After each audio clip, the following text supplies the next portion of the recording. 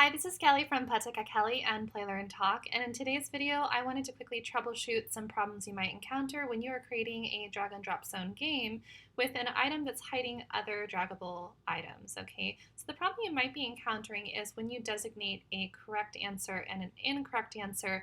If your students or your user students put the incorrect answers, the problem you're encountering most likely if you're watching this video is that the incorrect answers do not pop back out, and that makes it so that your student cannot attempt it again without the teacher or therapist having to refresh the game. So it's a big problem. So I want to demonstrate the incorrect coding so you can make sure that this is the video you want to be watching, right? Then I'll show you the correct coding, and if the end result of my correct coding is what you want, follow me into the work zone and then we will figure out how to code this. It's a really easy fix that I think visually seeing it is going to help you really understand it. So I have 3 examples. Here we have put just 2 ornaments in the box. So I have 6 ornaments, roughly the same size, and I only want 2 ornaments to be accepted behind the box. Okay, so I'm going to go ahead and put all of them in. So I have all my items as draggable. That's why they're able to be falling behind and appearing as if they're going into the present. And I know that there's a drop zone because when I move my present, it's going to snap back. All right. And that's actually what creates the problem for us. I'm sure you've encountered already. We cannot grab those ornaments out if they're the incorrect answer. So let's go ahead and hit submit. Nothing pops out. So the 2 ornaments that were coded to go in are accepted, but the 4 that also went in are staying there too. Okay, so total problem. So here is the correct coding. So I'm going to go ahead and put all the ornaments in again. So all 6 in again. And we'll put them in like this. And you notice right now I don't have a drop zone like that blue highlight. That's because I'm using a hidden drop zone. So if you're interested in knowing more about that, just leave a comment below and I'll be happy to point you to a video for that information.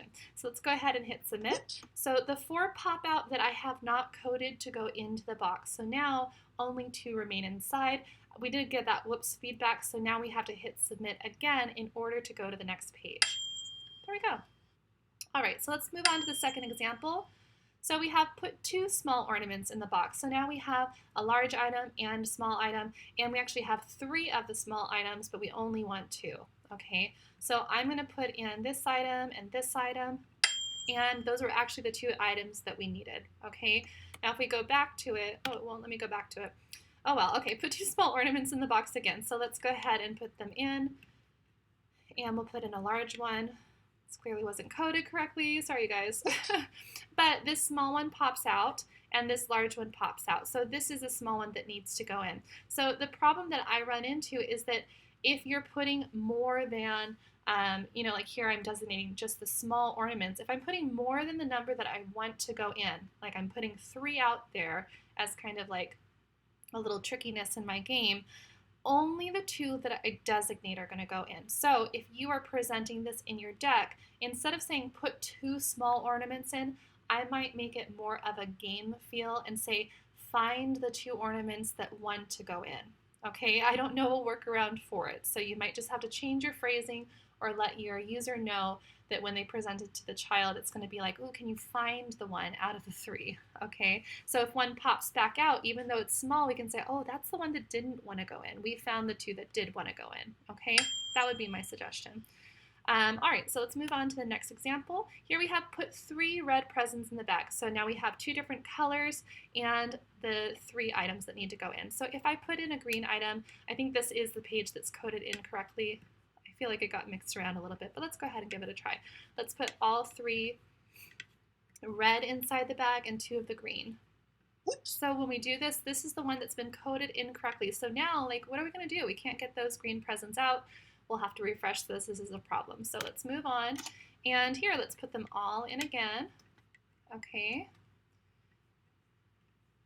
And when we hit submit, the green pop out. So our 3 red presents have all gone in. This is probably the easiest way to do this kind of concept because I've only put 3 out there, and really what I'm having them, I guess discriminate for is the red color. Okay.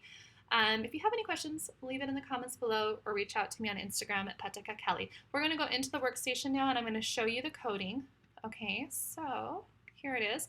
So here's the incorrect coding. I'm going to remove this present so you can see things more clearly. Here's my drop zone and here's all my draggable items. So I think when we're creating this originally, we think, okay, all our items need to be draggable, all of them need to be connected to our drop zone, we need to designate the specific amount, and I did all those things here. However, you do not need to connect all of your draggable items. You just need to make sure all your items are draggable, okay? That's it. So when we connect all of them, I've said this in other videos, when you connect your draggable item to a drop zone, you are telling the boom coding, right? I don't know the official name, but you're telling like the boom computer, like, hey, all of these items are correct. And that is why it keeps all of them. So just keep in mind, whatever you link is going to be what they keep in the drop zone. Okay, so here's the correct coding. We just have 2 attached to it. Okay, so only these 2 are going to stay in. And so once again, here it is. So incorrect coding, all of them are linked. And here we have just the 2 that we want, okay? And then same thing with this page. So all of them are linked, and here only the 3 red ones are linked. I hope you found this really helpful, and I just hope it makes you have fun when you're making your games. So I'll see you in the next video, and leave a comment below if you enjoyed this video, and please share it with other creators who might be encountering this exact problem. All right? Okay, bye you guys.